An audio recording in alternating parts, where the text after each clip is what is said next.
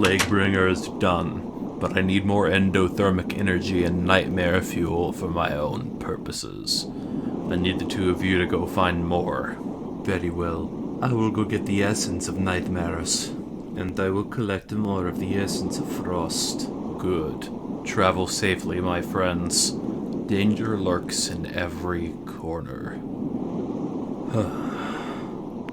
Oh, hello there. Oh, Signus. Are you well? Well, yes, but that's not important right now. I want to ask you something. What would that be? I've been tracking and researching Providence for years now, and I've never once heard a Guardian turning against her. So why did you? Well, that'd be a bit of a long story.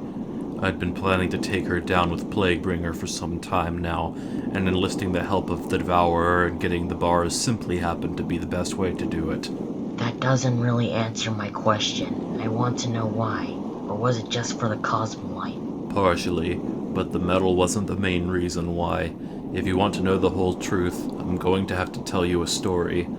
It's rather long, and I'm not sure you'd want to sit through it. Well, I asked, didn't I? True. Alright, I'll tell you. But let's go inside. There may be prying eyes and ears lurking about. Hello there. May I serve you to anything? Arctic meat, please. On it. Okay. Tell me everything. It started long ago, back when the land was young. In the old times, Providence ruled both the underworld and the hollow. She was a kind and fair ruler, and those devoted enough to worship her would be transformed into guardians upon death.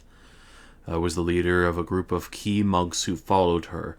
When old age came, I was transformed into one of Providence's most powerful guardians. Life amongst the guardians during that time was a blessing. There were hundreds of us, all devoted to caring for our goddess and making sure that her will was carried out throughout our respective biomes. We were like a family of sorts, bound together by holy will, never far from one another. However, things would not carry on peacefully forever. Yarum the tyrant rose in the jungles of the world. He was cruel and paranoid, seeing any other force in the world that didn't serve him as an enemy. One day, fearing Providence's power, Yarum gathered his armies and attacked. We all came to our god's aid, charging into battle against Yarum and his forces. Though we were killed, through Providence's power we rose again, endlessly fighting against the invader.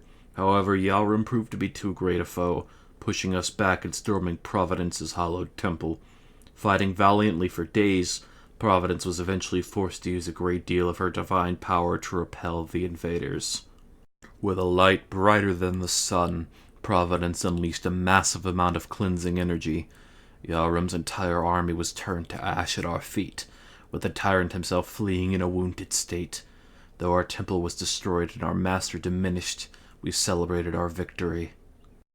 However, the lasting effects of Providence using so much of her very essence to repel Yarum would soon become clear. She would gradually fell into the grips of insanity in this weakened, skeletal state. And the other guardians tried to help, lending her the power we could, but it only dragged out the inevitable. Providence began battering and destroying guardians who did not perfectly perform her every demand. Those who fell this way were not revived, and slowly our numbers dwindled as Providence's power waned. I clung to hope as long as I could, and for a while I avoided the wrath of our decaying leader. However, one day I did something to anger her. I can't remember what it was exactly, but she flew into a rage. I was nearly torn apart, losing much of my form and becoming an outcast amongst the few remaining guardians.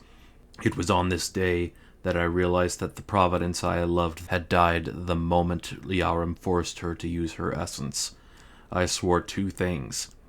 One, that I would put this twisted version of our beloved goddess to rest, and two, that I would seek revenge on Yarum for his crimes and tear apart his empire. Under the guise of opening a business, I spent more and more time away from our remaining temple in the underworld. I gathered funds and resources, made allies and connections, waiting until the perfect day to complete the first part of my goals. I had no idea that's how it was. Indeed, my tale is quite long and tiring to recite. So then with Providence gone, you're trying to take down Yarim?